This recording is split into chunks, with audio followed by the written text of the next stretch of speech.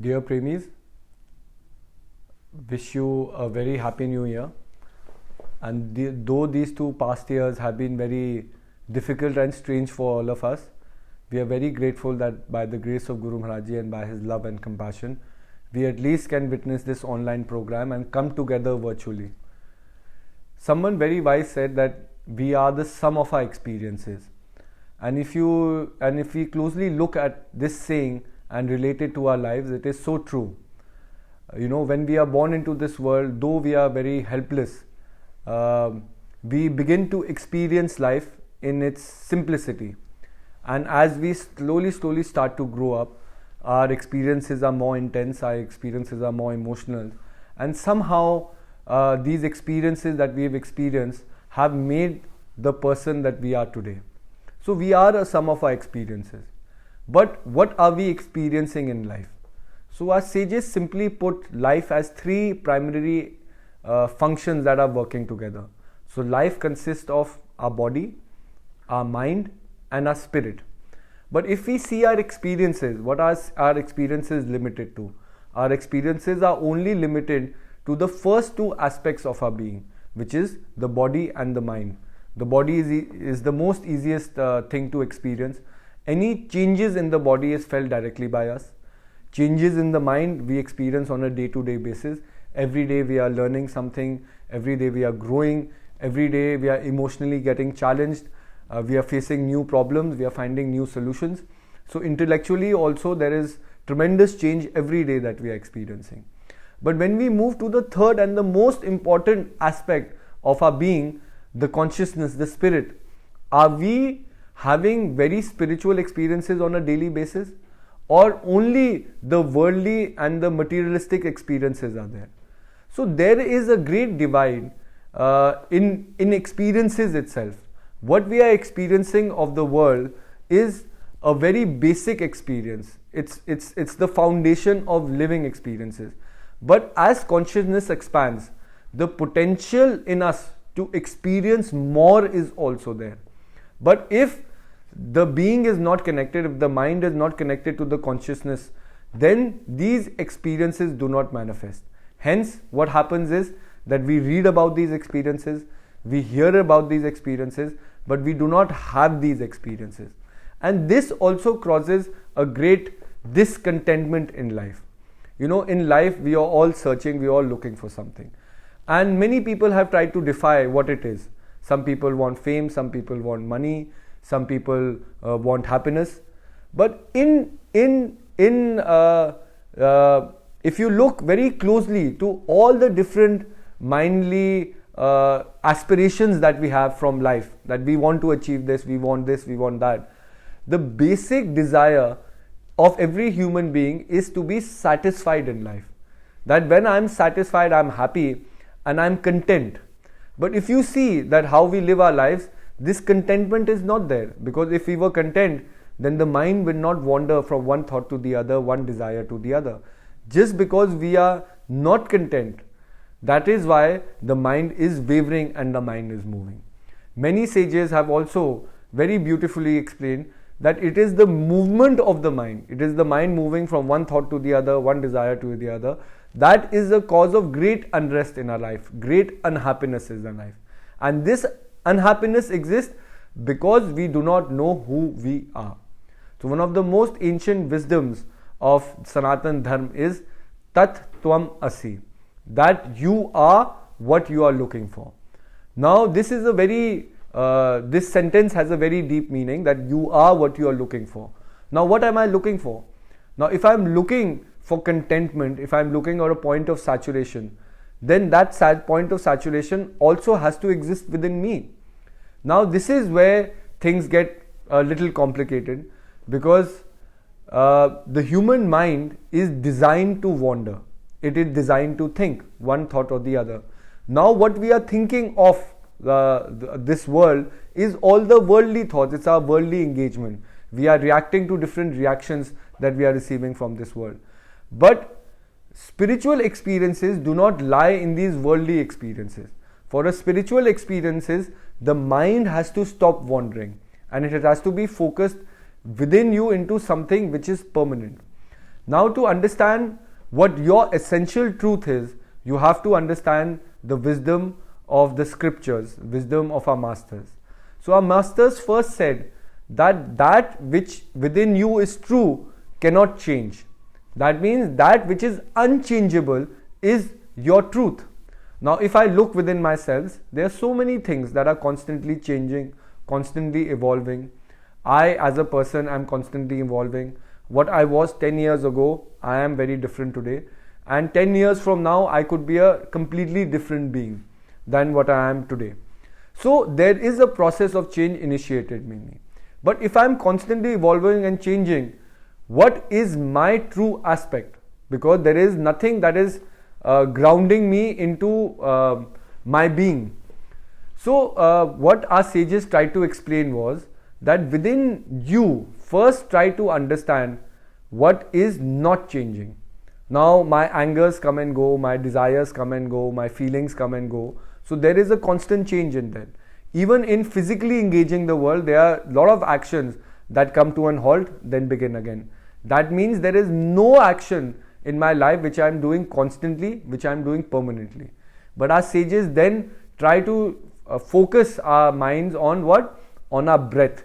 Because there is only this one kriya, this one action that is happening non-stop, constantly, from the time we are born till the time we are going to leave this plane of existence. And that is the inhalation and the exhalation of our breath. Now, the breath being so simple, is somehow overlooked. Why? Because we do not see the simplicity of the breath and the importance of the breath. Because the mind has overpowered our senses, the mind is constantly engaging, and we think what we are experiencing through the mind and body to be true. So this conditioning within us has to be broken first, and this conditioning can only be broken when you start doing the opposite. Today we are again and again engaging in this world, and somehow while engaging into this world, I'm still unsatisfied and I'm still unhappy. Then I have to stop engaging with this world and I have to start engaging not the external world but my internal world. Now, how do I access my internal world? That access happens through the breath, because the breath is this one kriya that is constantly happening and is the only permanent thing which holds your sustenance, your life together. So our sages said that momentarily, from time to time, that means from making good habits, that slowly you have to develop this sense of detaching from the world. That is why when premis are given knowledge, they have always been encouraged to meditate every day for even small amounts of time. Because every day meditating is also breaking your mind's habit of wandering. So when you sit every day, you are disciplining your mind of wanting to connect with your spiritual side. And that wanting to connect is also a very great leap forward in your spiritual growth. So when we want to connect and when we sit, slowly the mind will not wander. Because instantaneously, if my mind's habit is to wander, the moment I close my eyes, I even want to meditate, the mind will start thinking about all the worldly desires, all the worldly thoughts again and again. But this habit also breaks with constant effort. So constantly we have to be true to ourselves, true to our path, true to the knowledge that Guru Maharaj Ji has given it, and understand it in a simple way. Say there is a very beautiful pond which is very serene and calm. If you chuck a stone into the pond, the moment the stone impacts the pond, the water of the pond, there will be tremendous waves. Now you can look at the waves and you can see them to be true, or another person could say that the waves itself do not have any identity. They belong to the pond, they belong to the water. Sometimes when we are experiencing certain things, we do not understand the depth of the truth of what we are experiencing. When we experience emotion, when we experience anger, we somehow consider those aspects of ourselves to be true. That is why every person in this world is somehow bound and somehow living with the desires of the mind only. Someone wants fame, someone wants family, someone wants position, someone wants a job, someone doesn't want his job.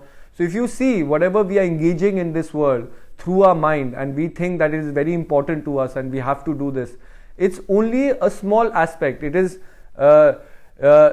something that we believe is very important to us. But in reality, the essence is that everyone's journey is towards the spirit. If you do not understand the spirit, then everything that we are doing worldly in this life also has of no significant value.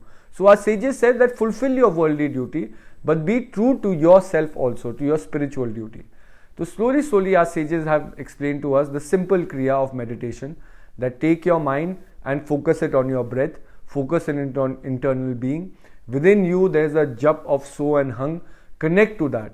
And slowly when a person does that, then a person will have a spiritual experience. He'll have an experience which is beyond the mind and the body. So that is the goal that we all have to focus. Now we know we are living in very unprecedented times, and there has been a lot of restlessness within everyone in this past 2 years. And when has this restlessness not been there? Now say if this corona virus never came and this pandemic never happened, then still our mind was restless, but it was restless due to other things. Today, everywhere we go, because everything is sort of affected by the pandemic, so all our restlessness has been focused on what will happen if corona is there, what will we do tomorrow, how will our businesses grow. So corona has only sort of increased the restlessness in everyone. But restlessness was always there. That is why since time immemorial, great men, wise men and great masters have come again and again to teach us to how to elevate ourselves from this restlessness, how to fight this darkness within ourselves. So in these dark and unprecedented times, it is very important to hold on to the message of the Master, to hold on to the love of Guru Maharaj Ji, to his compassion and to his teachings. Because in our dark times, in our lonely times, when we also didn't know how our lives would move forward, but there was a guiding factor, a guiding love by Guru Maharaj Ji, and because of that guiding factor and his presence in our lives, we were able to overcome so many other challenges. So in the same way, this big challenge of corona that has come in our lives will also be overcome, but through strength and through unity. Today, as disciples of Guru Maharaj Ji, it is very important for us to understand and follow his message. And his message is of what? His message is that together if we unite, together if we believe that we can make a change, then we can, and together we can overcome it. Because in this corona, the past 2 years, there have been unprecedented changes in human lives. A lot of people have suffered because they have lost their businesses. A lot of people have lost their homes. A lot of people have lost their jobs. And in these times of uncertainty, where a person has lost everything, he's completely without hope that how will I move and go on living tomorrow. Then there were so many premies that stepped up, whether it was giving food to the helpless, to the needy, giving masks and kits to the people, from doing distribution drives in old age homes and shelters all around Delhi, or giving stationery and study materials to thousands and thousands of poor children through mission education. All these aspects, there were thousands and thousands of charity drives done all over the country by premies, because this was what was taught by Guru Maharaj Ji, that in darker times when man has no hope, we can be the hope and we can be the light of tomorrow. So it is very important to understand that when our spiritual essence is sort of grown, or say when our spiritual experiences become more than the experiences of the mind and body, then we enter a spiritual realm. And in this realm, things are very different, because say a conscious person can live for his family, can struggle for his family. Even a more conscious being will struggle for his community. Even a more conscious being will struggle for his country, because he'll consider all his countrymen to be one. But there are very few people whose struggles even go greater beyond that, and they grow greater to the realms of where a person says Vasudeva Kutumbakam, that this whole world is my family. And a person, when he struggles for the whole world without any division, without any distinction. So this is the message of Guru Maharaj Ji. In these dark times, we have to put the greater step forward. In these dark times, we have to be the light that shines into this world, and we can do it by living the example of the Eternal Master, by living the example of Guru Maharaj Ji, that how he has continued to live his life with discipline, with dedication, and with perseverance. If we do the same and we believe in ourselves, we believe in the word of God within us, then all things are possible. But that change has to come from within, that feeling has to come from within. So in this new year, I think so we should begin this new year with a greater resolve to fight the restlessness from within us, to fight the darkness from within us, and not from within us also, from the darkness around us. And once we begin to shine the light within us, then the darkness surely goes away. So we have to be the children and the warriors of light. And I'm sure that these dark times that have come will go again. And very soon we shall be able to meet again and have physical programs again that sort of we've been missing for the past 2 years. But I'm sure as times will change, we will move into a better future. But within us, we have to be pure, we have to be dedicated, and we have to be true to our path and true to the message of Guru Maharaj Ji. Then only those positive change will happen. So blessings to all, Happy New Year, and all the Premis, Bhaiji, Mahatma Jis all over are always in our hearts and in our thoughts. And I hope that by next year, if travel restrictions are less, we'll be able to travel and I'll be able to come and see everyone in the UK, the US, Canada, Mexico, Kenya, South Africa, Mauritius, Australia, all the Premis that are everywhere, in the Netherlands, we'll be able to meet again. Till then, take care and blessings to all.